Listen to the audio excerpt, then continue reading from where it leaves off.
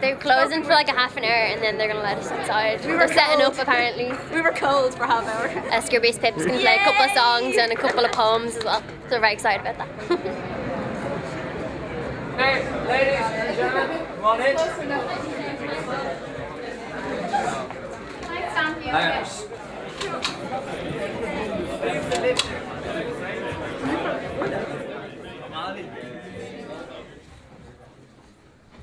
So how are you?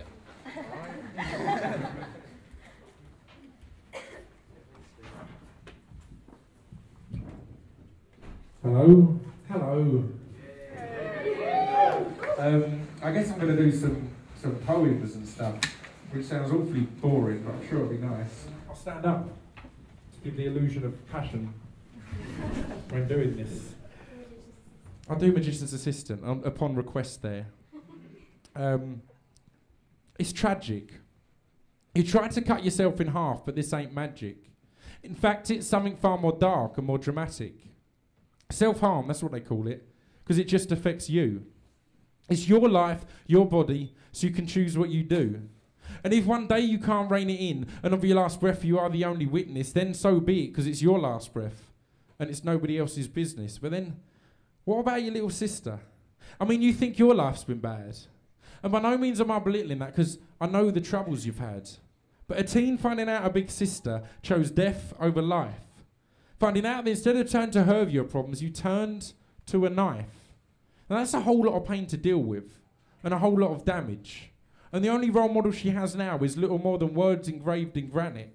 But as you said before, this just affects you. It's your life, your body, so you can choose what you do.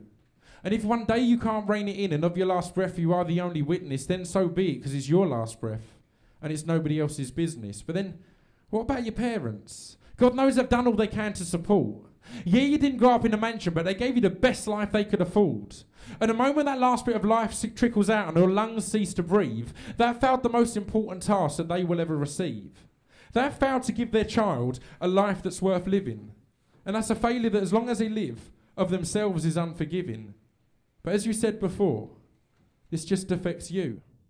It's your life, your body, so you can choose what you do. And if one day you can't rein it in, and of your last breath you are the only witness, then so be it, because it's your last breath, and it's nobody else's business. But then, what about your friends? How did they fail to see this coming? I mean, you can only take so much pain, and recently it feels like the tap's been left running. Families grow distant, but it's supposed to be your friends you can rely on. They shouldn't just be there for fun and drinks. They should be your shoulder to cry on. They should be the one you turn to when you can't turn to your family. But that failed too, because though we never asked for it, their support should have been mandatory. But as you said before, this just affects you. It's your life, your body, so you can choose what you do. And if one day you can't rein it in, and of your last breath you are the only witness, then so be it, because it's your last breath, and it's nobody else's business. But then, what about me? What kind of boyfriend am I? Instead of living a life I was a big part of, you would rather die. Instead of fighting through together and turning things around, you decided the grass was greener on the other side of the ground. Of our shared lives, there was nothing worth living for as far as you could see. So if that's the case for you, what is there left in this life for me? But as you said before, this just affects you. It's your life, your body, your sister, your parents, your friends and your partner, so you can choose what you do.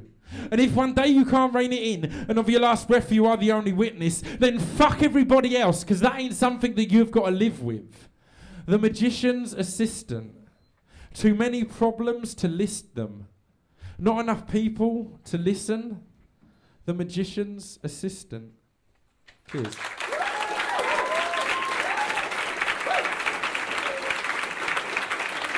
Thank you very much. Some of you will know who I am, and others will be like, who the fuck's this guy? But what you might not know is I'm fucking loaded. I've got a fuckload of money.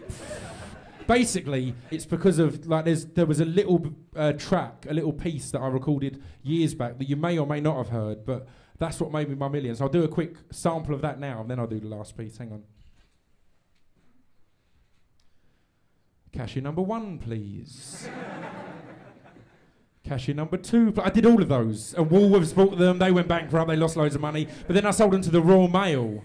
That all links nicely to this next piece. I've stolen a letter that I'd like to read to you all. Oh man, it's in bad shape. But this is a letter from God to man,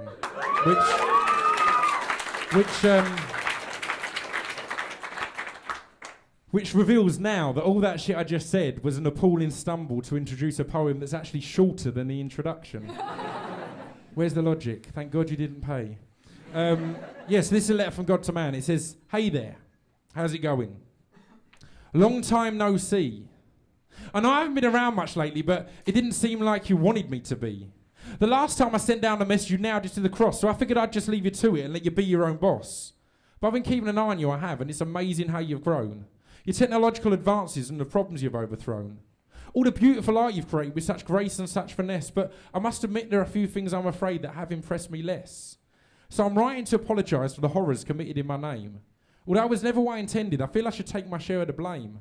A lot of the good I tried to do was corrupted when organised religion got into full swing. What I thought were quite clear messages were taken to unusual extremes. My teachings were taken out of context to meet the agendas of others, interpretations taken in different ways and hidden meanings discovered. Religion became a tool. For the weak control the strong. With all these new morals and ethics, survival of the fittest was gone. No longer could the biggest man simply take wherever he needed, because damnation was the price if certain rules were not heeded. Some of the deeds committed in my name make me wonder where I went wrong.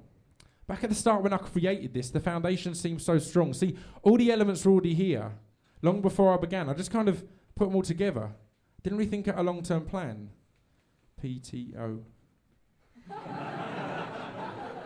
I made the sun an appropriate distance and laid the stars across the sky so you could navigate this globe or watch a sunrise. I covered the earth with plants and fruit, some for sustenance and some for beauty. I made the sunshine and clouds rain so their maintenance wasn't your duty. I tried to give each creature its own attributes without making them enveloped. Gave you all your own space to grow and in your own way space to develop. I didn't know that such developments would cause rifts and jealousy, cause you to war against each other and leave marks on this planet indelibly. You see, I wasn't the creator.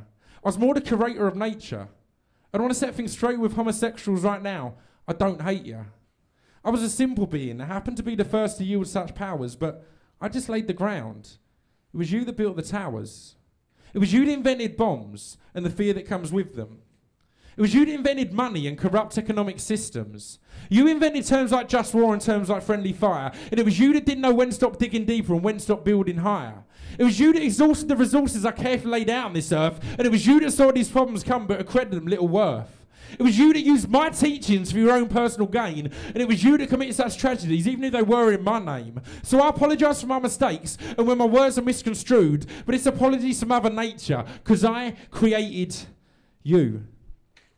Cheers. Thank you very, very much. It looks as if my limo's turned up.